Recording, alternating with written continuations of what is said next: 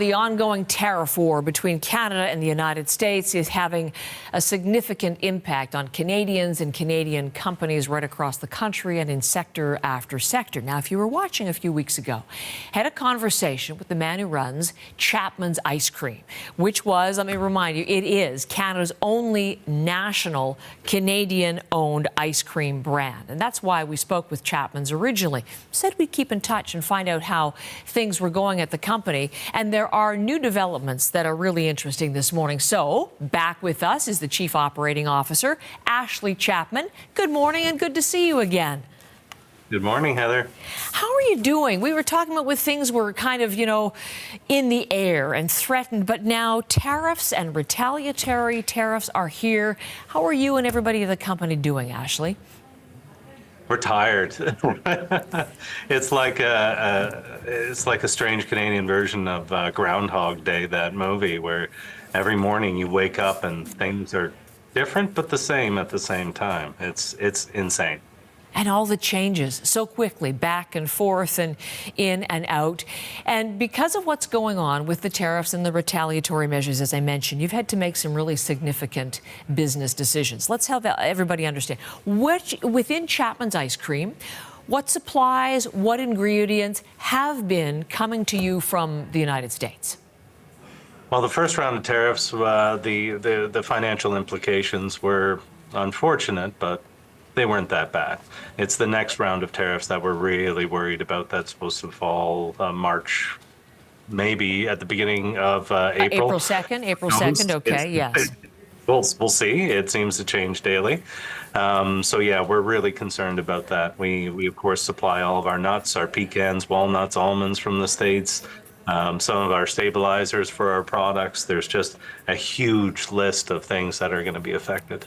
I think you mentioned cherries in our last conversation. Is that also on the list?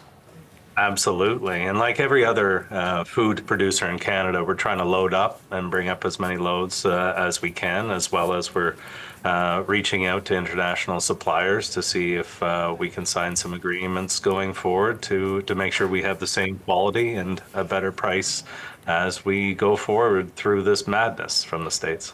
Okay, so that's interesting. So nuts, stabilizers, cherries, the list goes on. And you're doing what we're hearing from a number of companies. You're stockpiling what you can right now before the tariffs take effect, and you're looking for other suppliers. But what does that mean for your relationships with the companies in the United States with which you have been doing business, Ashley? It's unfortunate. Some of these companies we've been doing business with for over 30 years, and if anything, we're incredibly loyal to these suppliers, and they're very high quality suppliers in the United States. But unfortunately, we're just going to have to move on, and we're going to pay a higher price probably at the end of the day, and they're going to lose a business relationship spanning decades. It's devastating for both sides of the border. Hold the thought on price. I want to get reaction. When you talk to those suppliers, so you're actually canceling contracts with them. When you do that, do they understand the reasons, and what do they say? What are those conversations? Well, they're very understanding. They don't want it either. We have not encountered a single business in the U.S. that is supportive of these tariffs. It's bad for everybody.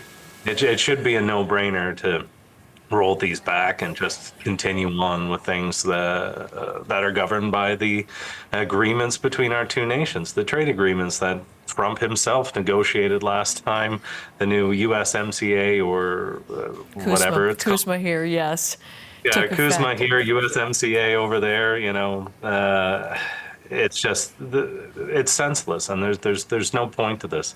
And the consumers, the Americans, the Canadians, we're all going to suffer equally. But for the short term, consumers of Chapman's Ice Cream are not going to suffer. What's the decision you've made on pricing? So we took a look at everything in the first round and the second round, and yes, the second round is going to be devastating to our profit margins. But at Chapman's, we're concerned about your average Canadian. We're concerned about the dairy industry and the dairy farmers. So we made the decision that regardless of what Trump does down there and the trade war, we're going to hold our prices for the season. and try and stand in solidarity with Canadians and just try to cushion the blow that people are going to feel in the coming months. So how much of a hit is that to your company?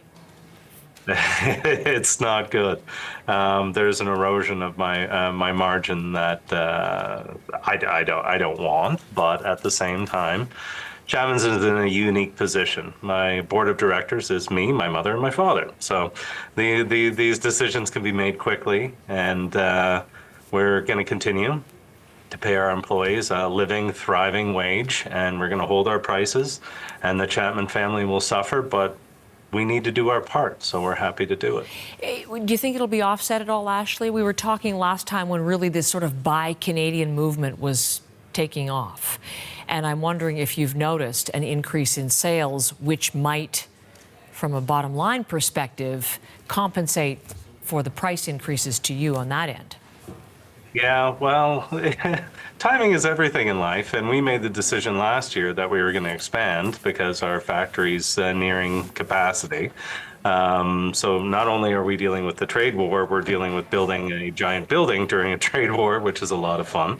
But yeah, it is what it is, and we're just going to suck it up and move forward.